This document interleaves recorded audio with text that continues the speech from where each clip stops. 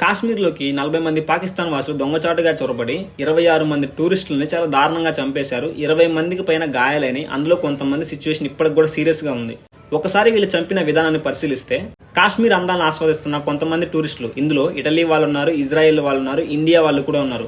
వీళ్ళ దగ్గరికి ఒక 40 మంది పాకిస్తాన్ వాసులు అడవిలోంచి దొంగచాటుగా చొరబడి వీళ్ళని గన్స్ తో రౌండ్ అప్ చేసి పాయింట్ బ్లాక్ లో గన్ను పెట్టి వీళ్ళ ఆధార్ కార్డులు వెరిఫై చేసి అప్పటికి సాటిస్ఫై కాకపోవడంతో వీళ్ళ ప్యాంటు విప్పి చూసి వీళ్ళు ఏ మతం వాళ్ళు తెలుసుకొని ముస్లింలు అయితే పక్కన పెట్టి వేరే మతం వాళ్ళని పాయింట్ బ్లాక్ లో గన్ను పెట్టి లేపేశారు.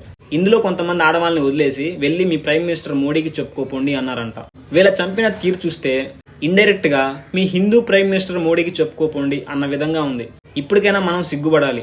ఎవరో పొలిటీషియన్, ఎవరో సెలబ్రిటీ, ఎవరో ఫేమస్ ఉన్న వాళ్ళు మతం కోసం గొడవలు పడతా ఉంటే మధ్యలో అమాయక ప్రాణాలు పోతా ఉన్నాయి. ఇక్కడ నేను ఆ 40 మంది పాకిస్తాన్ వాళ్ళ గురించి సమర్థించట్లేదు. ఆ 40 మంది పాకిస్తాన్ వాళ్ళది ఎంత తప్పుందో ఈ మతాల కోసం గొడవ పడే మన ఇండియన్స్ కూడా తప్పుంది.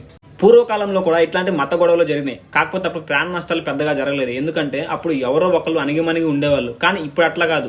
నువ్వు వేరే మతం వాడికి వేలెత్తి చూపిస్తే వాడు తిరిగి 2 ఏళ్లు చూపిస్తున్నాడు నీకు. సో అందువల్ల ప్రాణ నష్టాలు ఎక్కువ అవుతున్నాయి. అది కూడా అమాయక ప్రాణాలు.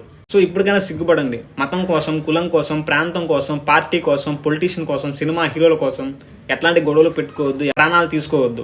మీరు పక్క మతం వాళ్ళకి రెస్పెక్ట్ ఇవ్వకపోయినా పర్లేదులే, కానీ వేరే మతం వాళ్ళని వేలెత్తి చూపించొద్దు, వాళ్ళని వెక్కిరించొద్దు. ఆ విధంగా వెక్కిరించడం వల్లే ఈ రోజు ఇట్లాంటి ప్రాణ నష్టాలు జరుగుతున్నాయి. సో ఇప్పటికైనా మారండి కొంచెం.